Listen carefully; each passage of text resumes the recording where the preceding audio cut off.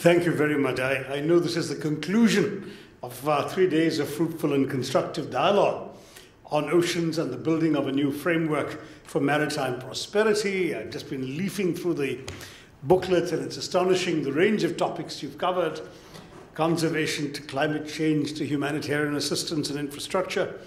But in my avatar and my costume as the local member of parliament, allow me nonetheless belatedly to welcome you, not only to the city of Thiruvananthapuram, but to my home state of Kerala.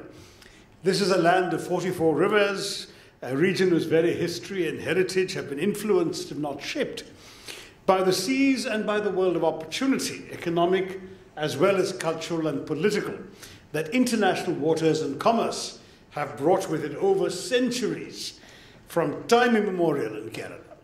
If we are gathered here to discuss the future of the oceans and our seas, we must remember that Kerala was integral to its past. As someone once said, the history of the world is written in the history of the seas, and this is certainly true of Kerala. The Book of Kings in the Old Testament refers to King Solomon's flourishing trade with Kerala, importing gold, silver, ivory, and much more. Cleopatra sent her ships to this land, so much so that upon her defeat in the Battle of Actium, it was to this coast that she planned to escape and seek refuge. If she'd made it, what a wonderful change to our history it would have been. Our links extended east too. In the 6th century, a Keralite led the embassy to China, while in the 14th century, when the Moroccan traveler Ibn Battuta came here, he discovered in one port alone 12,000 Chinese merchants and soldiers in Kerala.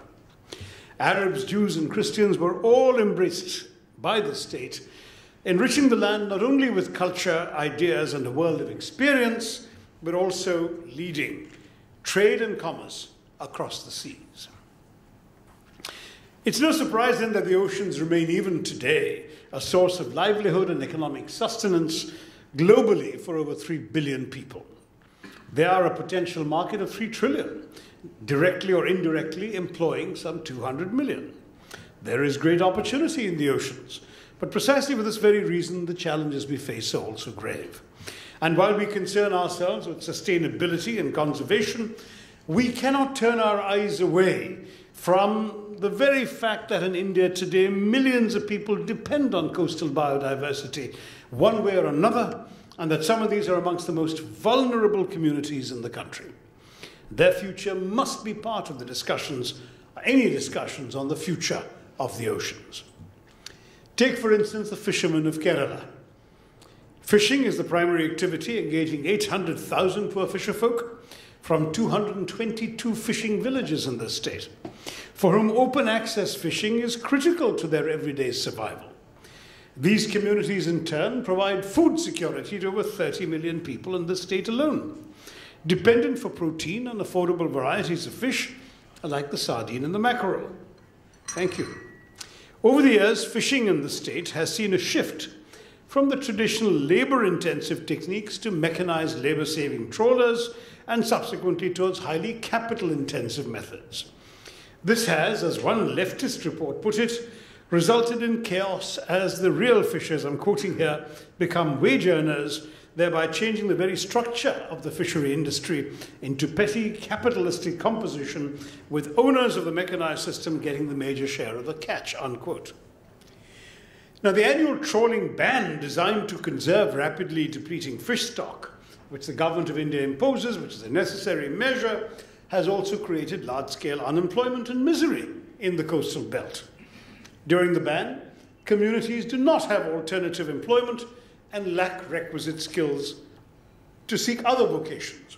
So while younger fishermen are often more open to the idea of alternative professions, older fishermen understandably are less able to cope.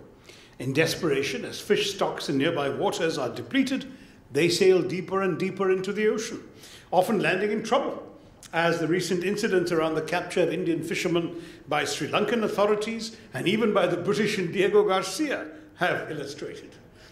It is, of course, essential that sustainability and conservation of maritime resources are addressed.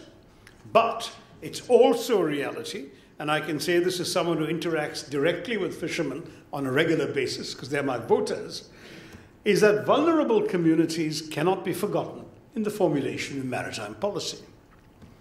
Then there is the matter of shipping, which conveys 90% of the world's goods across countries and markets on the seas. As an emerging economy, India has commenced a series of initiatives to increase port capacity from 1,400 million tons, which is what we have now, to 3,000 million tons, which is the projection for 2025. While the potential ecological impact of such a massive development push on already fragile coastal ecosystems raises issues, for a country facing the scale of problems that India does, development is not a cause that can be undermined. The Indian government, for instance, is aware that despite steady growth in recent decades, the vast majority of India's container traffic is either transshipped at ports outside the country, mainly at Colombo, Singapore, Malaysia, and Oman and Dubai, or delivered by smaller, less efficient ships to relatively shallow Indian ports.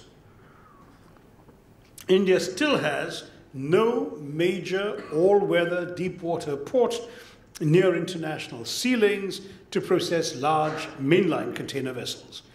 We have a 7,500 kilometer coastline and 200 ports, but most, even those we officially call our 13 major ports, have a depth of between 9 to 11 meters.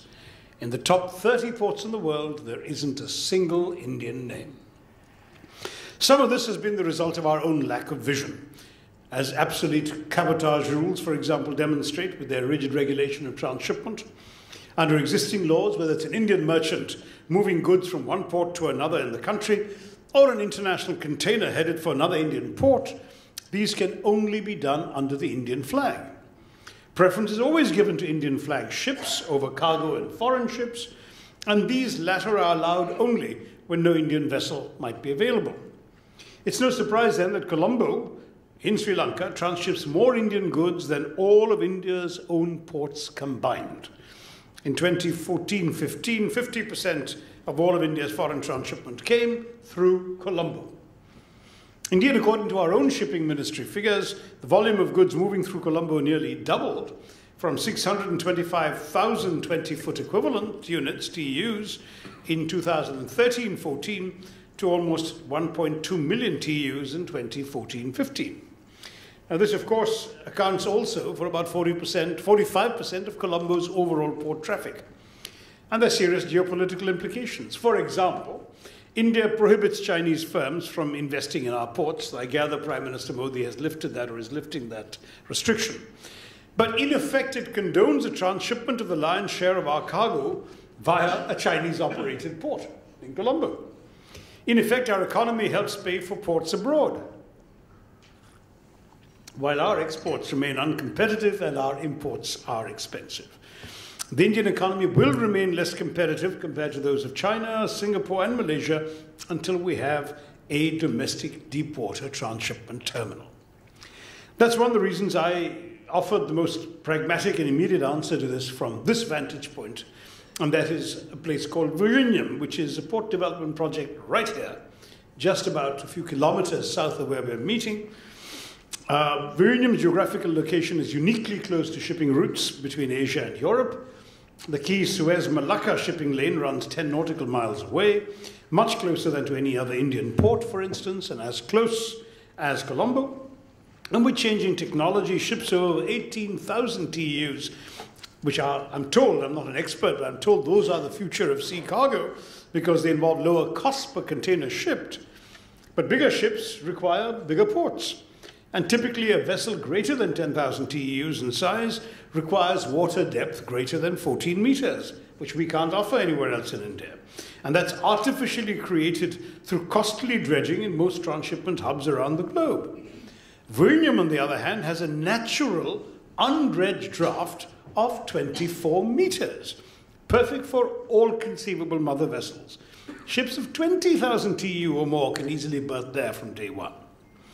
Now, since Vizhinjam is being built from scratch, it has the ability to deploy best-in-class equipment and could handle the largest ships in the world as efficiently as Singapore, Hong Kong, or Rotterdam for decades to come, not to speak of ensuring that standards of stability and conservation are also met. The Virunium IC is an integrated maritime logistical confluence featuring a dry dock with the capacity to handle large vessels, an ancillary major port, a center for ship design to manufacture commercial ships, and an academy to develop all the professional skills necessary to support such an integrated maritime hub. A project like this would not only develop significant forward and backward linkages, but would also address commercial security and other long-term questions of ecological sustainability.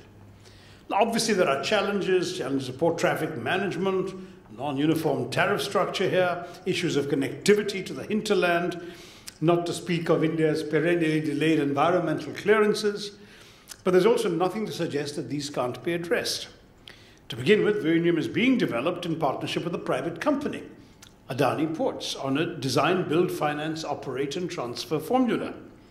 The government last year also relaxed cabotage rules to some extent, allowing for the first time international heavyweights like Maersk to bring foreign flagged special category vessels into Indian waters. I also know from the Minister for Shipping that a total relaxation of cabotage regulations is also in contemplation, throwing open India's territorial waters and ports to commercial operations by major international shipping lines. These shifts in policy are also in keeping with India's long-term strategic interests. China's ambitions have extended into the Indian Ocean, and the prospect of a looming Chinese shadow has aroused anxiety in a number of littoral states, which look to India as an alternative security provider. So far, India, which has long been better at projecting soft power in the region than in exercising hard power, has not always been up to the task, leading some observers to suggest that we are gradually being strangled by a string of pearls around our oceanic neck. But New Delhi is conscious of the danger of being outrun in its own neighborhood, and Prime Minister Modi's trip to the Indian Ocean littoral, I think, was evidence that this awakening is being translated into action. China's new maritime Silk Road is, of course, anchored in history. The ancient maritime Silk Road of the 15th century started from southeast China and traversed the South China Sea through the Straits of Malacca to Sri Lanka and India, crossing the Arabian Sea to reach the Gulf countries and East Africa. Its revival now, however, is a facet of contemporary Chinese foreign policy. But it would also be worth remembering what kind of history that the Silk Roads, even in their earlier avatar, caused serious geopolitical concerns is often overlooked. The celebrated Admiral Zheng He in the 15th century erected a stone tablet translated into Chinese, Persian and Tamil near the Sri Lankan coastal town of Gaul, with an inscription appealing to the Hindu gods to bless his efforts to build a peaceful world based on trade and commerce. In reality, though, Zheng He's expeditions involved the use of military force in present-day Indonesia, Malaysia, Sri Lanka and India to install friendly rulers and control strategic choke points across the Indian Ocean. He intervened in the dynastic politics of Sri Lanka and Indonesia, abducting and executing local rulers in Kandy and elsewhere, Sumatra as well. The countries along Zheng's route therefore recall his adventures not just as initiatives to promote trade and establish commercial links, but also as direct military intervention in their affairs, under the pretext of ushering in a harmonious world order under China's emperor. Those who seek to revive historical links might also wish to remember historical iniquities. What we need is a free and open Indian Ocean, not just for regional security, but indeed for the future of the world.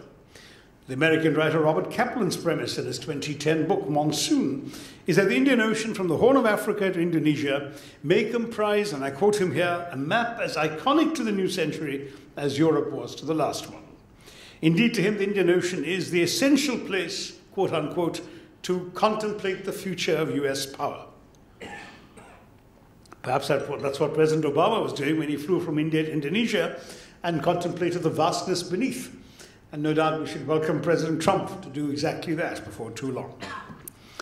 From an Indian point of view, though, the strategic importance of the ocean, at whose central point our subcontinent stands, is easy enough to grasp. The Indian Ocean is vital to us as a place through which most of our trade is conducted. Keeping it safe from the depredations of pirates or the dominance of hostile foreign navies is indispensable to our national security. Our coastlines represent both points of engagement with the world and places of vulnerability to attack from abroad, as we saw most recently from 2611. The killers of 2611 came from Pakistan in boats right into the proximity of the Gateway of India and Mumbai, across the waters. And these threats, in some measure or the other, affect us all around the world as well, so that any answers we find here in India, I think, must be global answers in a global system of governing the seas. What should we be doing about it? The Indian defense establishment is already cognizant of the security aspect. The intervention of an Indian Ocean Naval Symposium that brought together over 50 countries is testimony to our commitment to develop a cooperative framework. But we also need constructive diplomatic action. Regional associations have been created on a variety of premises. Geographical, as with the African Union; geopolitical, as with the Organization of American States; economic and commercial, as with ASEAN or Mercosur; security-driven, as with NATO. There are multi-continental ones too, like IBSA, which brings together India, Brazil, and South Africa, or the better-known G20. And even Goldman Sachs can claim to have invented an intergovernmental body, since the BRIC concept, now BRICS, coined by that Wall Street firm, was reified by a meeting of the heads of government of Brazil, Russia, India, and China in Yekaterinburg in 2009, and of course has continued since, with South Africa joining the grouping in 2011. But what international association brings together 17 countries straddling 3 continents, thousands of miles apart, united solely by the sharing of a common body of water and their interest in keeping that body of water safe and secure? I've been told by Abhijit you've already been talking about my favorite little body, and that's, of course, IORA, the Indian Ocean Rim Countries Association for Regional Cooperation, which is blessed originally, when I knew it, with the unwieldy acronym of IOR-ARC, but now at least mercifully known as IORA. It remains the most extraordinary international grouping that any of us would have heard of, because an association that unites Australia and Iran, Singapore and India, Madagascar and the United Arab Emirates, and a dozen other states, large and small, unlikely partners, all brought together by the fact that the Indian Ocean washes their shores. As Minister of State for External Affairs in 2009, I attended the IORA, or as it was then, IOR-ARC's ministerial meeting in Sana'a in Yemen. And the potential of this body was visible to me and to everybody there, I'm sure, a potential that 8 years later has evolved a bit, but perhaps not quite enough in the way that we all hope it will. Bilaterally, in terms of the ocean, India has cooperative arrangements with several countries stretching from the Seychelles to Vietnam, many of which have acquired security dimensions. Multilaterally, India has been an active participant in the Regional Cooperation Agreement on combating piracy and armed robbery against ships in Asia, RECAP, felicitous acronym. And maritime security has begun to loom larger in the consciousness of Indian decision makers after those terrorists in 2611 hijacked an Indian vessel and transported themselves to Mumbai. A counter-terrorism agreement with ASEAN reflects the region's increasing worries about Islamist fundamentalism after the Bali bombings. Joint naval exercises have been conducted with Singapore also since 1993, with Indonesia since 2002, and occasionally since 2000 with Vietnam. Other exercises have featured Malaysia, Thailand, and the Philippines. One joint exercise that involved India, the US, Singapore, Japan, and Australia set the alarm bells ringing in Beijing and prompted a nervous New Delhi to pull the plug on any repeat. Now there's the smaller annual Malabar exercise with just the US, India, and Japan, and reports are that Australia is again seeking entry into this trilateral fold. But it's fair to say there's nothing quite like IORA in the annals of global diplomacy. For another thing, there isn't another ocean on the planet that takes in Asia, Africa, and Oceania, and could embrace Europe too, since the French Département of Réunion in the Indian Ocean gives Paris observer status in IORA. For another, every one of Huntington's famously clashing civilizations finds a representative amongst the members. giving a common roof to the wildest and the widest possible array of worldviews in their smallest imaginable combination, just 18 countries. When Europe meets, new windows are opened between countries separated by distance as well as politics. And they meet on the basis of a common ocean, a vast expanse of water that has throughout history linked these countries and their cultures one way or another. Malaysians talk to Mauritians, Arabs talk to Australians, South Africans with Sri Lankans, Iranians with Indonesians. The Indian Ocean serves as both a sea separating them and a bridge linking them together. The promise of the organization and the premise of the organization as a forum to pool resources on a variety of issues, as well as to develop tomorrow's maritime governance needs, is real. So whether it's blue water fishing or maritime transport and piracy in the Gulf of Aden and the waters off Somalia, as well as in the Straits of Malacca, Europe could have a tremendous role to play. Indeed, it doesn't have to confine itself to the water at all. It's the member countries that are members, not just their coastlines. So everything from the development of tourism in the member state to the transfer of science and technology can be on the cards. The poorer developing countries have new partners to offer educational scholarships to their young and training courses for their government officers. There's talk of new projects in capacity building, agriculture, the promotion of cultural cooperation. As you can see, I was a big EORA enthusiast, and I infected, I think, a couple of other governments and my brief stint doing this when I was in the ministry. Now, EORA was in many ways India's brainchild. To let it languish is not just to write off another bureaucratic institution. It is to give up on our leadership of a region that, whether we like it or not, is indispensable to us. To engage with it and seek to revive it will take time, effort, energy, and some resources, but not more than 21st century India can afford. EORA could be the diplomatic arm of a two-pronged strategy to make Indian Ocean security and political, economic, and cultural cooperation two sides of the same glittering coin. This is why we should not write off its immense possibilities. India must pledge itself to energizing and reviving this semi-dormant organization. As often happens with brilliant ideas, the creative spark often consumes itself in the act of creation, and EORA has been neglected by its own creators. But such teething troubles are probably inevitable in any new group, and the seeds of future cooperation have certainly been sown. Making a success of an association that unites large countries and small ones, island states and continental ones, Islamic republics, monarchies and liberal democracies, and every race known to mankind, represents both a challenge and an opportunity. This very diversity of interests and capabilities can easily impede substantive cooperation, but it can also make such cooperation far more rewarding. The brotherhood of man is a tired cliché. The neighborhood of an ocean is a refreshing new idea. The world as a whole stands to benefit if 18 littoral states can find common ground in the churning waters of a mighty ocean.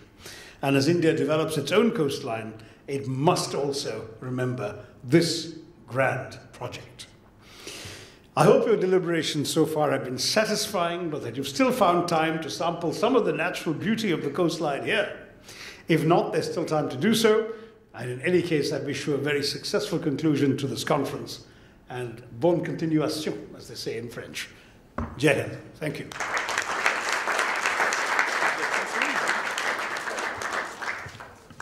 Thank you, sir. Thank you. That was just the most wide-ranging, in-depth analysis, assessment of the Indian Ocean that I've heard. I've been in the business of maritime security for a long time, but I have to say that it's hard to hear something like this. This is a combination of prose and poetry that is just so compelling. But we will open up the floor for some questions. Or comments. For comments and questions, about 10 minutes, and after that then we will bring the conference to a close. But the floor is now open for questions and comments. So my name is Ashok Alex, and I'm a research scholar at Mahatma Gandhi University in Kottayam. Mm-hmm. And there's actually, I just came today. I could not come yesterday, but there's a huge, with regarding to a discussion with regarding to the OBR initiative by China So do you think that India should actually worry about the OBR initiative which is undertaken by China? Is there anything a threat to us? Well, as you know, it has two parts. There is the belt and there is the road. The belt is the land route, which ties in, of course, with the road, which is not a road but a sea route. That's the Chinese concept. We have a problem, unfortunately, which the Chinese should well realize, with the land route through Pakistan, because it runs through territory that we claim as our own sovereign territory, and it's going to be extremely difficult for India to recognize or cooperate with a venture that is such a flagrant violation of our sovereignty. China itself recognizes Kashmir as a disputed territory, and then to build a road through it is difficult for any self-respecting state to swallow. And so I think that we will have a real problem associating ourselves on those grounds alone, apart from anything else. I slightly regret, being very frank, that we didn't offer the Chinese an alternative route through India to a port in Gujarat. That could have been just as good. They didn't have to go to Pakistan. And they could have contributed in building us a significant new corridor, and that would have been something that would have been congruent with our geopolitical interests. But right now, what they're doing actually is hostile to our geopolitical interests, and so it's difficult to see us being cooperative. On the maritime route, I have for a long time, well before OBOR was even mentioned, been an advocate of India-China collaboration. And the reason for that has been that I think it's rather obvious that we have actually far more congruent interests than confrontational ones. We have the same interest, for example, in keeping open the maritime sea lanes of communication from the Gulf and East Africa, past India, towards China through the Straits of Malacca into the South China Sea. This half is of direct interest to us. That half is of direct interest to them. We both have so far comparable naval capacities. We could easily collaborate. We could have gone into joint patrols against Somali pirates. By bizarre coincidence, by the way, just last month there was a joint India-China operation against Somali pirates. They rescued a Thai trawler that had been boarded by Somali pirates. And it was amazing, sort of, Indian and Chinese ships and helicopters converging off the coast of Somalia to deal with this. But we haven't done that too often. We should, in my view, do it more often, because there is a shared interest. But unfortunately, strategically, people have tended to see the two countries' interests as being incompatible. The whole string of pearls theory rests on the presumption that what China would want to do is strangle us rather than help us breathe more easily. And though I don't buy that particular theory, it speaks to the mindset within, or the prism within which all this is seen. So I think that on the maritime route, I am a little more open, but I don't think there's a lot of interest in the Indian government in collaborating, partly because of the unhappiness about the land route, and partly because, of course, the land route ties into the sea route. The idea is that the Chinese goods will come to the port of Gwadar in Pakistani Balochistan and then have access to the Gulf and so on. And indeed, in some ways, China's interest is in order to have to reduce the amount of dependence on the maritime routes past India and into the Straits of Malacca. The Straits of Malacca is a very narrow choke point. On a couple of occasions, Chinese ships have been boarded by brigands, just pirates. Local, Indonesian islanders who've sort of hopped on. And I'm talking some years ago, but they know that it's not that difficult to do it there. And so I would say that given all of that, we seem to be heading towards a logic of incompatible interests on this one. And therefore, I don't see any great likelihood of immediate collaboration. But if I were in the government of India, I'd still keep my mind open to the prospect of maritime collaboration, while on grounds of principle resisting collaboration with the Chinese-Pakistani economic corridor. Yuan. Hello, Mr. Tharoor. It's very good to see you again. I met you many years ago in Geneva when you were still at the United Nations, which I thought was your favorite organization. And I'm very glad to know that. I've just come from addressing a gathering on the UN, so my enthusiasm can be replicated. Right. But a few years ago also I met you in New York when I was working for the World Bank. So I'm very happy to see that you're still very vif, comme on dit en français, toujours très vif, very... And where are you now? Well, I'm here right now, I think. But no, I'm in Geneva. I'm still back. I went back to Geneva. But I wanted to ask you a little bit more about where you think, in view of all these political complexities that are happening, whether it be a rise of nationalism globally, what kind of lessons India and China would have to share with their rich past of tolerance, rich past of unity to other countries. I'm from Mauritius.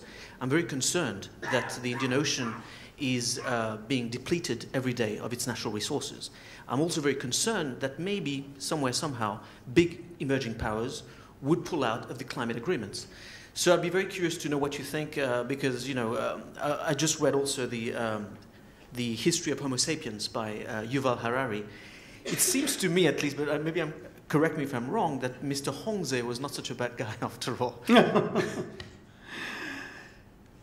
Depends on whether you were the receiving end of his soldiers' attentions, I suppose. But no, I think certainly his initiative in exploring the world was astonishing. But coming back to the thrust of your question, nationalism is on the rise, you're quite right. And that combined with the rise of the strongman nationalist, which seems to be a phenomenon of our times, whether it's Mr. Trump, Mr. Erdogan, Mr. Orban in Hungary, Mr. Putin in Russia, indeed Mr. Xi in China and Mr. Modi in India, they all seem to represent a certain type of figure who would cater to national pride and nationalist self-assertion, while at the same time speaking to the idea of the strong ruler, the decisive, action-oriented figure at the helm of government. And that pattern is surprisingly widespread. Of course, it's not the only pattern available in the world today, but it's surprisingly widespread and more common at the moment than any other starkly visible trend in global leadership. But having said that, there is still a stark divide, because whereas you've got, with the Trump people, the Brexiteers, the Marine Le Pens, and so on, a desire to resist the rest of the world, a fairly overt xenophobia bordering on racism in many of these people's political platforms, resistance to immigration, resistance to foreigners, resentment of foreign trade, resentment of sending jobs outside, all of these things. With people like Xi, Modi, and Erdogan, you've got people who are domestically nationalist, but internationally globalist, because they actually feel that they want to be part of Davos Man. They don't want to reject Davos Man. They want to actually see globalization benefiting their economies. And so it's a curious paradox. Not all the nationalist strongmen have the same international agenda. And I would argue that there, India and China have the same vested interest in globalization and more foreign investment and more foreign trade, including with each other, and therein perhaps lies our salvation. As for climate change, I don't share your fears entirely. I think there is definitely fear that Mr. Trump and the US will no longer go through with whatever commitments they should have made and haven't yet properly made. But I think India and China, since the election of Mr. Trump, have reaffirmed their commitments in Paris. So my own feeling is that they see the urgency, and certainly I'm in the process of getting involved with a group called Air Quality Asia that promotes serious review of air pollution in our countries. And I find that right across Asia, there's a growing awareness of urgency that, it's all very well to score a political point and say that you guys polluted the continent for the planet for 150 years, and now you want us to bear the price, we won't, etc. But people realize that they themselves are paying the price. It's our kids who are breathing this foul air. It's us who are drinking this polluted water. It's us who are losing a percentage of our GDP in healthcare costs because of environmental disasters. So on that point, I'm not sure you're going to see big emerging countries pulling out, because there's been a real awakening to the fact that we ourselves are the victims of these phenomena. Ambassador Alvich. Thank you, Excellency. Oh, my old friend, how are you? Good to see you. Very good. Yeah. Pleased to have you with this very important speech you had, and particularly referring to your visit when you were State Minister to my country, Sana, when we were the current chair at that time of the IORA. Of course, now the IORA has recently commemorated its 20th anniversary, and it was at the summit level, different leaders, members. It is now 22 members. 21. 21. I'm a little behind the times. Including our president was attending the meeting in Jakarta. But still, with these 20 years of the IORA, though it achieved a lot of things, in favor of the members from the countries around the Indian Ocean. I think a lot is still to be done, including visibility, how to more people know about how the cooperation in the IORA. And I remember at your time you supported India Arab Forum and Indo-African Forum, including India helped in having this network, making use of the advancement in India, particularly in Bangalore, Silicon Valley, for social media between the countries. Or do you think such an experience from India can be done to, the information exchange between the members of the IORA be repeated? Thank you so much, Ambassador. Yeah, I agree with you. In fact, I think that we should do much more of that sort of thing. IORA, as I said, IORA has the extraordinary ability to get everyone together with all their diversities and find a common platform. And we should develop that common platform across various distinctions. The Indo-Arab Forum could have taken place not necessarily in the IORA rubric, but by itself. It can also take place within the IORA if we want to get others involved. If it's just India and the Arab countries, then IORA is almost too large a platform for that. We can do it ourselves. We have good independent relations ourselves. But yeah, the short answer is yes. I would very much like to see more of this developing. And I'm delighted to see you in my constituency. We'll take one more question, and that will be Alex. Thank you very much. Alex Benkenstein from the South African Institute of International Affairs. So my question is quite simple. You've mentioned two connections perhaps with the African continent, IORA, which has many African members, and then of course the security concerns around the Gulf of Aden. My question is just in this orientation towards the Indo-Pacific, the Act East policy, what does that mean for the relationship between the Africa region and India? Is there real substance there beyond security concerns? No, there really is. I agree with you that security concerns have taken a little more salience in recent years. And I know, for example, that some countries on the eastern coast of southern Africa have reached out to India in moments of security stress. And we have found ourselves, to our surprise perhaps, patrolling off the shores of certain countries and that sort of thing.